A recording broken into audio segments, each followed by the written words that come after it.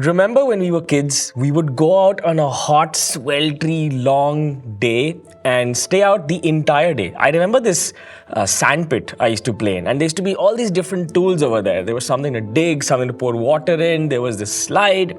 And as kids, we wanted to experiment with a new way to play every single day. So the most common tool, for example, is the moving average, and probably the least understood tool. So we thought, instead of teaching you a new tool, a new indicator, why don't we talk about something everyone has learned from or probably traded with? That's the moving average. So here's a quick video for whatever kind of trader you are to understand the moving average.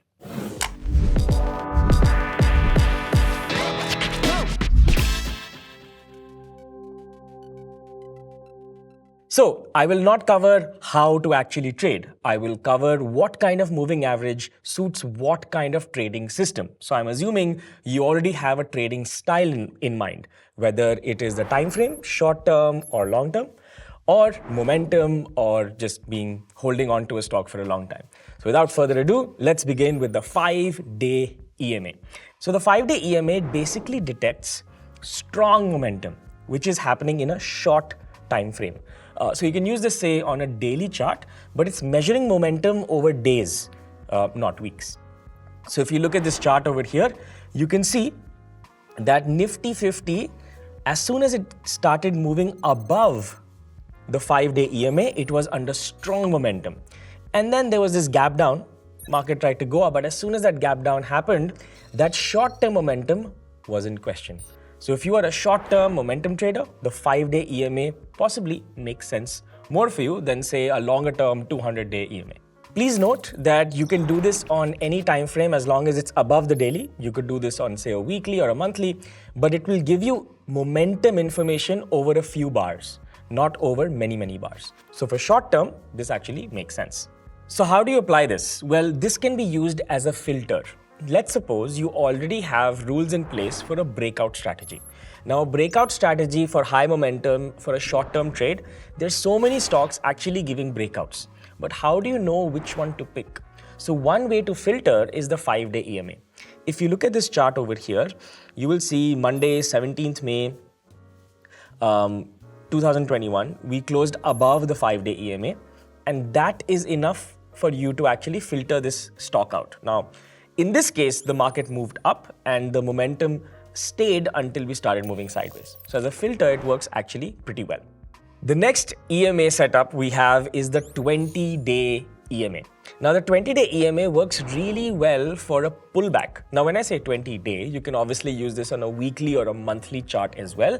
And this is great for a pullback strategy. So let's suppose you already have a pullback strategy where you have entry, exit, you have stop loss, and hopefully you have your risk managed on each trade as well. How can this help you in confirming whether the pullback is actually becoming stronger or not? For that, we can use the 20 EMA. Now over here, I've selected, as always, a higher time frame. It's a monthly time frame on HDFC Bank. Now, you can see over here, as an example, from 2004 to 2021, that's what, 7 years, more than 7 years. You'll notice the thing that stands out the most is the 2008 fall, that's right here, and the recent Corona crash that happened in 2020, right here. Apart from that, in that entire 7-8 year journey, every time HDFC Bank has come close to the 20 EMA on the monthly chart, that's the 20-month average, it's actually given support. So here, or anywhere else, you can see that it comes, there's a reversal candlestick and it moves up. It works really well because it's basically reverting to its mean. So if you have a pullback strategy and you're looking at a stock like this, which is trending very well, then the 20 EMA on monthly works really well. I'd also like to point out, don't do this on very short-term stocks. Short-term time frames like 5-minute or 10-minute. It won't work. You'll get a lot of noise. And also, don't do this on illiquid stocks. So if a stock is hitting circuit and people aren't trading it, again, it won't work. वहाँ पे price discovery नहीं हो रहा है. So make sure it's a large cap stock. I love to say Nifty 50 or Nifty 100 always works best. All right, let's move on to the next one. We have the 50 EMA trend defense line. This is like the LOC. This is where the stock will not cross, and if it crosses, the trend is changing. So let's understand what this is. It's a simple 50 EMA. It's a very good defense line for a longer term trend. So if you're thinking in terms of months for a stock, the 50 EMA makes a lot of sense. Let me show you an example. So let's look at Nifty actually. It's an index and just makes sense. And this is a monthly chart again, and we've put the 50 EMA. Now, Nifty is very interesting because you see short-term declines, you see Nirmala Sitharaman announcing something and the market reacts. Very small on a monthly chart, you can't see that. Or a global crisis happens. This 50 EMA actually helps in seeing where that defense line is. So look at this now. This is from 2002 all the way to 2014. If you know, around the 2002, 2003 point, the markets were actually sideways. They weren't doing anything. And that's when the line was above. So wo sideways tha, right here. Then we broke out. And when we broke out, every time we came down because there was some crash happening, this EMA, the 50 EMA monthly actually really helped. There are only 2 times it's gone below and it did not work, which is 2008 and then Corona. Otherwise, it's always bounced from there. So this is a interesting way to look at the market of where actual support is happening. So yeah, this one is pretty straightforward. Let's see another example. I have Reliance Communication over here. We all know Reliance Communication is not doing well. But how do I quantify that with the EMA? So the EMA over here, you can see is this LOC line. Every time the market rallies, I'm sure news agencies are saying, ye ho gaya, ye rally karega, buy recommendations are and all that nonsense. But basically, when this move up happens, this acts as a line of defense, as a resistance, and the market falls. And the downtrend continues. So until the market doesn't go above this line, retraces, takes support, moves up again, happens again, we know that RCOM is not in a longer term uptrend. So I hope that was useful. This is a nice cheat sheet example. And then let's see Yes Bank. So we saw Nifty, which was uptrend. Then we saw a downtrend, which is RCOM. Now let's see both, which is Yes Bank, which is now a no bank. But over here, the market is moving up from 2010 to 2018. Every time we touch the EMA, we bounce back up. Expected, beautiful, technical analysts love it. But the moment this happened, right, this after 2018, this fall happened, the market tried to move up, but this time it didn't work. We closed again below. And uske baad jo downtrend aaya, we are very far. So we know, even if there's a very large rally, in this chart, when Yes Bank was trading at 16, even if it tripled, it went to 16 times 3, around 40 rupees. Even then, we would say the trend is still massively down. So that's amazing, right? A stock can go from 16, go up 300% to 40 something, and we'll still say we are still in a downtrend because the EMA is giving us a nice line telling us, dude, this is just a rally. It's not likely to become an uptrend. So I hope that clears confusion and makes life a lot more easier, because I like to say this so much. News is noise, and it tends to corrupt the way we think.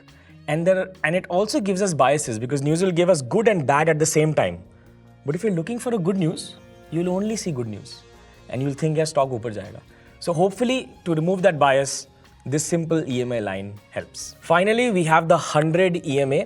Now, one of the scariest things, traders, investors, bystanders, uncle that I know on WhatsApp is worried about, is ki XYZ event happens, there's a massive sell-off, and the sell-off continues for many months. So then people think, yaar, kab tak market giregi? When will the bounce back happen? So whenever you're in a situation where there's a global crisis or a big event, like for example, HDFC Bank fell a lot at the Corona times or the 2008 times, but it's still a good company, but it's falling every day and it's a little scary to invest.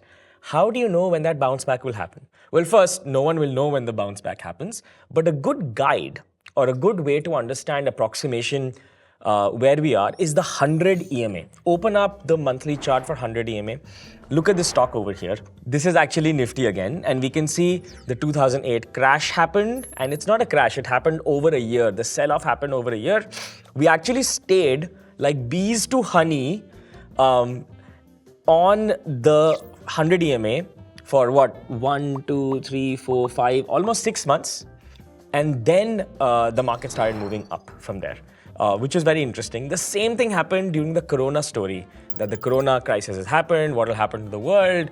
We're living inside Black Mirror of Netflix, and the market touched the 100 EMA, stayed there for what, I guess, 2 months around there, 2 or 3 months, and then we moved up. So event, cataclysmic stories, 100 EMA gives you a good idea of how far or how bad it is, or is it just coming to this mean and then we'll revert from there.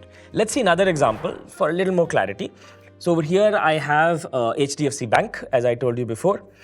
Every time it stayed above the 50 EMA, which is that gray line here. Then you have the blue line, which is the 100 EMA, and it touched it only once. That was at the Corona crash. And it didn't even dwell, it just touched and then reversed. So I thought this was interesting. Whenever you have this question, use this 100 EMA. Also, by the way, I've been talking a lot. I'm trying to do this very quick. If this was interesting, please write something nice in the comments. I think our channel is grossly underrated. We work really hard. But, I think some nice words from you will really encourage us. Anyway, let's see the final point in the cheat sheet, and that's the 200 EMA. This is also called the magical EMA. Everyone follows this, even investors. So if you've ever invested in a mutual fund, the fund manager, 100%, if he has a chart open, will have the 200 EMA. Right guys? Correct? Everyone uses it. So even if you're an investor, please keep the 200 EMA. It gives good context. You don't need to use it. It gives good context. So the 200 EMA basically tells you if you're going to go into a long-term downtrend or not. It's like your last stand. It's like the final Avengers movie, right? Something cataclysmic is going to happen and change the entire series. So if you look at this for, say, HDFC Bank, if you look at which stock is this? Oh, this is Nifty again. So in Nifty, it has touched the 200 EMA multiple times over the last 10 years. The 2008, we actually went below it. So at that point, you would say, we're in a long-term downtrend. But I guess things changed and that pattern sort of failed and the market went up. And again, during Corona, we had that as well. It went below it and then reversed back up. But generally, when it is below 200, you assume it's a long-term downtrend unless we negate it. So yeah, that's how you always think of it. We were lucky, and I guess India's positioned in a different way than the rest of the world. And it was resilient, it came up. But let's see some other stock, right? For example, if you look at ITC, I know the viewer over here probably owns ITC because I don't know why everyone buys ITC. If you do, please tell me in comments if you do. It'll be funny. And you notice when we went below the 200 EMA, it was actually downtrend sideways for what? 1, 2, 3, 4, almost 4 years. So imagine if you just had this little context that, if you're below 200, I probably don't want to expect it to be moving up anytime soon. Maybe it would have helped anxiety a lot. But now, the bulls are in control. We're above. In 2022, we actually broke out. It's actually in uptrend territory. Finally, one more example. This is India Bulls Housing. We all know the fundamental story. It's not very good. But you can see in 2018 and a half, right? Mid 2018, that story changed. It was always in an uptrend, always above 200 EMA. And then it shifted below 2019 and we know we're in a long-term downtrend. Okay, so I'm done. I hope you found this interesting. We put in tremendous amount of efforts. You saw those graphics, right? Crazy, nice stuff. Can you do me a favor? Can you share this video with someone? I'm sure it'll be useful to them. And of course, they'll give you a like as well because you helped them out. If you did, tell me in the comments you shared it and we'll feel happy about it. See you in the next video.